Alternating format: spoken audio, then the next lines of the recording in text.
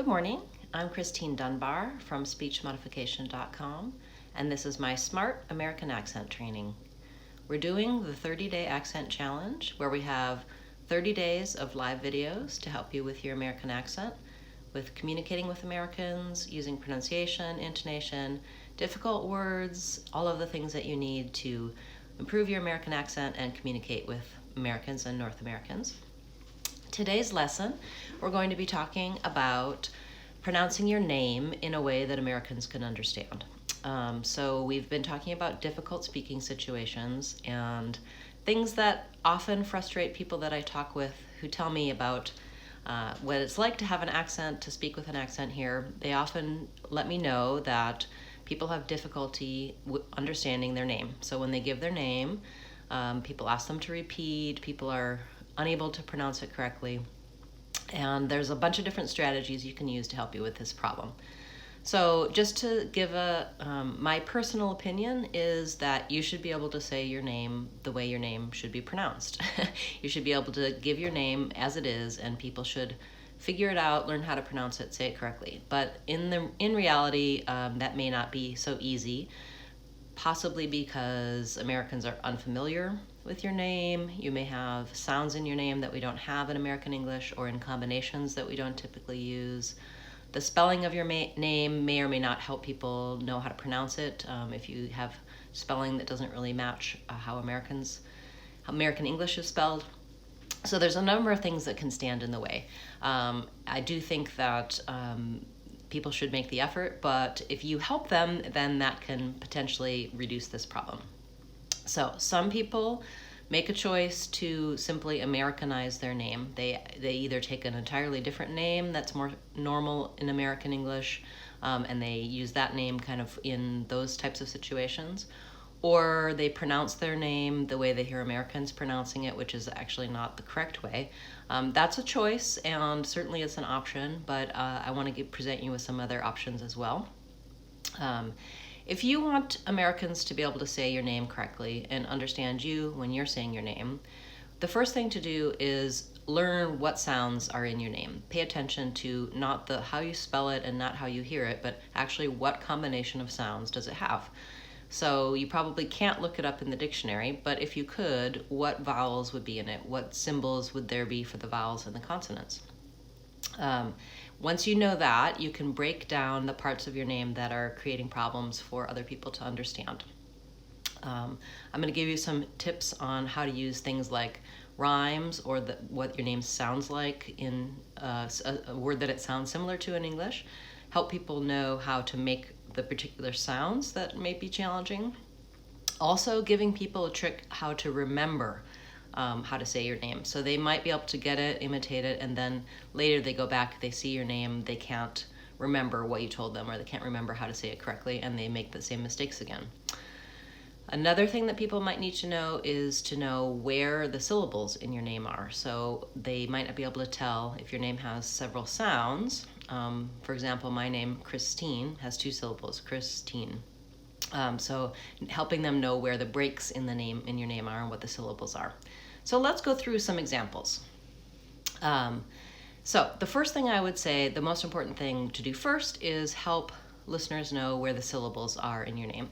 So for example, if your name is Beata, say that's a German name, European name, Beate, Beate, say it slowly with the syllables delineated, Beata. That way we can hear that has 3 sounds, da, da, da, Beata.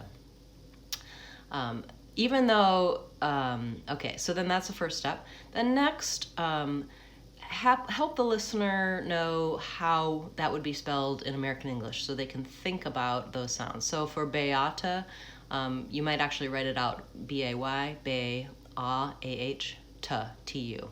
Something that is represented with more American type spelling, so they can visualize it and remember. For example, another example would be the Vietnamese name Nguyen, which I might not be saying exactly right, so I apologize if your name's Nguyen.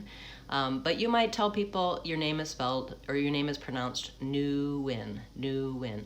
then I can visualize the word new and the word win, and I'm going to get much closer to saying your name correctly than if I'm just thinking about how it's spelled. If an American sees Nguyen, that's Nguyen, they're going to have, their guesses are going to be incorrect. Hello, nice to see you. So, and so that's going to help your American audience get closer to saying your name correctly and to be able to hear how you say it and remember how you say it. And okay. Additionally, you may want to try to pair your name with something that's more familiar to Americans. So on my website, speechmodification.com, I've written up some of these tips, and I've included a humorous video where Saoirse Ronan is talking to Stephen Colbert about how to say her name. She's Irish, and her name is spelled Saoirse, and many people mispronounce it. And she says to him, Saoirse, like inertia. And so not only does that give some pronunciation clues, but you're more likely to be able to remember how to say it. In fact, just now when I was thinking about how to say her name, I had to use that memory cue myself. I thought, okay, wait, how do I say Saoirse? Yes, it sounds like inertia. Even Stephen Colbert, who is a very well-known TV personality here in the US, might have originally, before he was famous, had to tell people to say his name like Cole and Bear. So those are some hints that you can try. So for more examples, say your name is Qing, Qing.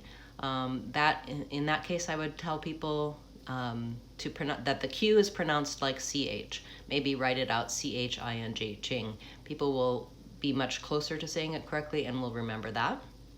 The name Saeed, S-Y-E-D, you might help them with the syllables. Saeed, or write it out like S-I-G-H, Eid, E-E-D. Spanish name, Castillo. You might want to tell people the L's say a Y sound because people will mispronounce it as Castillo, Castillo. So if they have that clue that L's say Y, Castillo, then that might help them remember. Another thing that happens is that you may have a name that we also have in America, and we say the name differently here. So some examples for that, there's very common English names like Peter and David that are used all around the world, and they're pronounced differently. So for example, if you're in a French-speaking country and your name is David, it will be more like David. And so you might need to tell, when you introduce yourself, you might want to say it the way Americans say it. Hi, my name is David. I say it like David.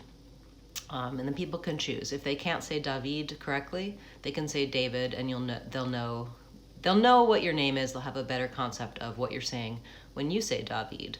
And they'll be likely to be able to try to say David because in their mind they can see how that's spelled, they can make the association. Or, for example, if your name is Peter, you might come from a country where Peter is pronounced like pita, where you actually say the T and you don't say an American R, pita.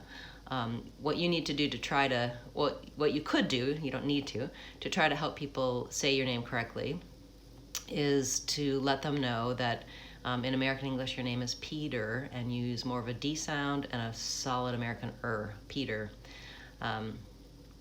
So Americans have to do this with their names sometimes too. Okay, so Habib says, how could you pronounce, let me see what your name is, Habib. Azadani. So I might be saying that incorrectly, but I would syllableize it for people. So Azadani, if there's 4 syllables. If the syllables breaks are different, then say it another way. And if it sounds like a word in English, so if I'm saying Azadani correctly, I would say maybe Azadani. If it's Azadani or Azadani, where the syllable stress matters. And what I'm going to suggest to you is that if you go to my website and you upload a recording of yourself saying your name, I'll listen to how you say it, I'll learn what those sounds are, and I can give you a better suggestion. I can give you a word that it rhymes with in English or a way to break up the sounds. Because I'm seeing your spelled name, I have to guess. how to say it, and I might be guessing incorrectly. So my apologies if that's the case. And that's true for my other viewers as well. Please feel free to send me your spelled name and a recording of yourself saying your name. And if you could say it at regular speed a couple of times and slowly a couple of times, I'll be able to well hear what the sounds are in your name and give you some advice. So thanks for the question, and feel free to join in on that question in the comments, and also especially on my website. You can also email me your recording.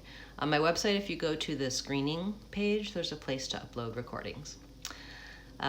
So also I would like to know, what have you done to successfully help people understand your name? And I could maybe use your suggestions for my clients and viewers who have these types of questions for me. So if you've found a trick that gets Americans to say your name correctly or closer to correctly, I'd love it if you'd be willing to share. Try to be flexible if people don't get your name quite right. They will have an accent when they're trying to say something from your native language, just like I was a moment ago trying to help Habib, I think is your first name. And so I might have made an error. Please try to be patient with people, and they may need to hear it several times to get it correct. When I start working with someone new, I ask them to help me say their name correctly, and I tend to write down their name with the IPA symbols. So in some of our vowel lessons, we've learned how to write a symbol for the sound. That helps me because if I write it down with American spelling, I may not remember exactly what I was trying to represent sound-wise. Most Americans don't have that skill set and aren't going to have that ability. So if you can write it out in a way that represents more like American words, that's really going to be helpful for people. So that's it for today. I hope that lesson was helpful for you, and you can apply some of those tricks and techniques for helping people pronounce your name. You can find these details and more examples on speechmodification.com on the 30-day accent challenge lessons. Join me tomorrow. It'll be day 21 of the 30-day challenge, and I'm excited to share with you some more pronunciation and intonation help for American English. Thanks for being here today. I'm Christine Dunbar with speechmodification.com. Remember, if you want to sound American, you can do it. speechmodification.com.